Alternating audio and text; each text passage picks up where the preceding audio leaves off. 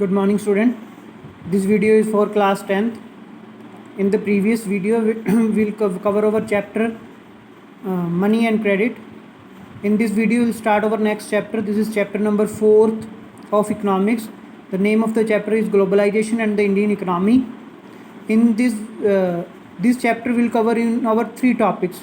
Topics to be covered: first topic is the production and the foreign trade. Second one is the globalization and WTO. WTO means World Trade Organization. Third one is the impact on India and the fear globalization. So we will move on first topic. The first topic is the production and the foreign trade. Production and the foreign trade का मतलब है कि in production किस तरह होती है, foreign trade किस तरह होती है. First we talk about the globalization. What is the globalization? Globalization means to global the world, global to make the world one. जैसे मान लीजिए आपके पास आज मोबाइल फ़ोन्स हैं, आपके हाथ में एक एप्पल का आईफोन है, लेकिन ये जो टेक्नोलॉजी है वो अमेरिकन है, इंडियन टेक्नोलॉजी नहीं है, लेकिन ये आपके पास अवेलेबल है. अगर आपके पास फरारी कार है तो ये आपकी टेक्नोलॉजी नहीं है, ये बाहर की टेक्नोलॉजी है. तो जापान की टेक्नोलॉजी है या किसी और कंट्री की टेक्नोलॉजी है. तो वर्ल्ड जो है पूरा ग्लोबलाइज हो गया है. हमें दूसरे कंट्रीज़ से जो है क्लोथ्स मिलने लग गए हैं, बड़ी बड़ी कंपनीज़ के कपड़े यहाँ पे आने शुरू हो गए हैं, मोबाइल फ़ोन्स मिलने शुरू हो गए हैं, गाड़ियाँ मिलनी शुरू हो गई हैं. तो ये सब चीज़ें आज अवेलेबल हैं because the market is globalised. Market एक हो चुकी है, मार्केट ग्लोबलाइज हो चुकी है. बाहर की कंपनीज़ यहाँ आके अपने प्रोडक्शन यूनिट्स जो हैं उसे सेटअप कर रही हैं और यहाँ पर प्रोडक्शन करके अपने जो प्रोडक्ट्स हैं उनकी सेल कर रही हैं. That is called the globalization. Globalization को इंडियन इकोनॉमी के साथ किस तरह अटैच करते हैं? First we talk about the production क्या होती है एंड फॉरेन ट्रेड क्या होता है. Until the middle of the 20th century, production was organized within the countries. जो प्रोडक्शन थी कंट्रीज़ 20th centuries तक सिर्फ अपनी कंट्रीज़ में उसकी प्रोडक्शन करती थी और बाहर उसे सेल करने के लिए जाती थी. लेकिन उसके बाद धीरे धीरे जैसे सिनारियो टाइम चेंज होता गया 21st सेंचुरीज़ में दूसरी कंट्रीज़ ने क्या किया, अपना प्रोडक्शन जो है प्लांट जो है सेटअप कर दिया उसी कंट्री में. जैसे मान लो इंडिया में अपने प्रोडक्ट सेल करने हैं तो इंडिया में आके अपनी जो है MNCs कंपनीज जिसे बोलते हैं मल्टीनेशनल कंपनीज़ को सेटअप करना शुरू कर दिया. जैसे कोको कोला है, पेप्सिको है. तो ये सारी कंट्रीज़ यहाँ कंपनीज़ यहाँ पे आके अपना प्लांट सेटअप करके अपने प्रोडक्ट्स को क्या करने लगी, सेल करने लगी. तो ए मल्टीनेशनल कॉरपोरेशन क्या होती है? Multinational corporation is a company that owns or control the production in more than one nation. जिनके प्लांट्स एक से ज़्यादा कंट्री में जो वर्ल्ड वाइड जो हैं पॉपुलर हों. जैसे पेप्सिको है, वर्ल्ड वाइड पॉपुलर है, लोग इसे पूरे वर्ल्ड में पीते हैं.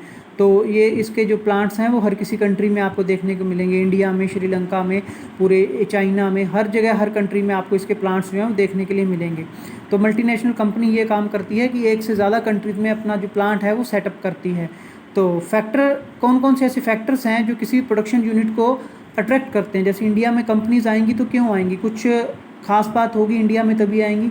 इंडिया में एक तो सबसे बड़ी ख़ास बात ये है कि इंडिया की पॉपुलेशन जो है वो बहुत ह्यूज है. ह्यूज पॉपुलेशन होने के कारण यहाँ पे जो खपत जिसे हम बोलते हैं मतलब जो प्रोडक्शन जो है और जो सेल है वो कंपनीज़ की काफ़ी ज़्यादा अच्छी रहती है क्योंकि पॉपुलेशन का बिग चंक है, big chunks of the population are there. तो अच्छी पॉपुलेशन है. अगर किसी का प्रोडक्ट यहाँ पे चल पड़ता है तो वो काफ़ी ज़्यादा पॉपुलर हो जाता है. तो कौन कौन से फैक्टर्स हैं? First is the ability of the skilled and the unskilled labour at the cheap rates. बहुत सस्ती रेट्स पे स्किल्ड और अनस्किल्ड लेबर का मिल जाना. इंडिया की पॉपुलेशन बहुत ज़्यादा है, अनएम्प्लॉयमेंट भी है यहाँ पे, तो लोग आसानी से कम रेट्स पे जो है कम पैसों पे काम करने के लिए तैयार हो जाते हैं. तो सबसे बड़ा बेनिफिट ये है कि अनस्किल्ड और स्किल्ड लेबर यहाँ पे अवेलेबल मिल जाती है. डिस्टेंस टू द मार्केट से डिस्टेंस जो है MNCs कंपनीज़ का काफ़ी कम रहता है. MNCs कंपनीज़ वहीं अपना प्लांट इस्टेब्लिश करती हैं जहाँ पे आसपास मार्केट हो. Next is availability of the resources like water and electricity. Water और इलेक्ट्रिसिटी अगर अच्छी मिलती है किसी भी MNCs कंपनीज़ को तो वहाँ पे अपना प्लांट जो है वो सेटअप करती है. तो द मनी, अब कौन कौन से ऐसे प्रोडक्शन यूनिट्स हैं? जैसे the money spent on machine, buildings and land is called investment. कोई भी है जो MNCs कंपनी है पहले मशीन्स खरीदेगी, फिर बिल्डिंग खरीदेगी, फिर लैंड खरीदेगी, उसे उसकी इन्वेस्टमेंट बोलेंगे. Invest by the made by the MNCs is called the foreign investment. उसे फॉरेन इन्वेस्टमेंट के नाम से जाना जाता है. जैसे मान लो कोई भी कंपनी बाहर आके इंडिया में लैंड खरीदती है, मशीन्स लगाती है, अपना पैसा लगाती है सारा, तो वो क्या कर रही है? फॉरेन लैंड में अपना इन्वेस्टमेंट कर रही है, अपना पैसा लगा रही है. That is called the foreign investment also. तो at times MNC places orders for production with small producers. कोई भी MNCs कंपनी अपने लोगों की डिमांड को पूरा नहीं कर सकती, तो वो क्या करती है? छोटे छोटे प्रोडक्शन यूनिट्स बना लेती है अपने. या मान लो कोई एक एग्जांपल से हम समझते हैं कि जैसे मान लो कोई जीन्स बनाने वाली यहाँ पे पहले लोकल कंपनी थी, वो जीन्स बनाती थी, मतलब एक पर्सन है दिल्ली में बैठा हुआ था, तो वो जीन्स बना रहा है, मान लो उसने 100 टेलर्स अपने नीचे रखे हुए हैं, तो कोई लेवाइस कंपनी है, एक बहुत बड़ा ब्रांड का नाम है लेवाइस, तो वो उसे ऑर्डर दे देगी कि भैया ये कपड़ा लगाना है, ये लोगो लगाना है, तो आपने जो है इतनी पैंट्स जो है हमें तैयार करके भेजनी है। तो आदमी अपना प्रॉफिट रख के बीच में उन्हें वो पैंट्स तैयार करके जो है वो दे देगा। तो छोटी छोटी स्मॉल प्रोडक्शन यूनिट्स बनाई हुई हैं बड़ी बड़ी एमएनसीज कंपनी में, क्योंकि वो इतनी ह्यूज अमाउंट में प्रोडक्शन जो है उसे तैयार नहीं कर सकती।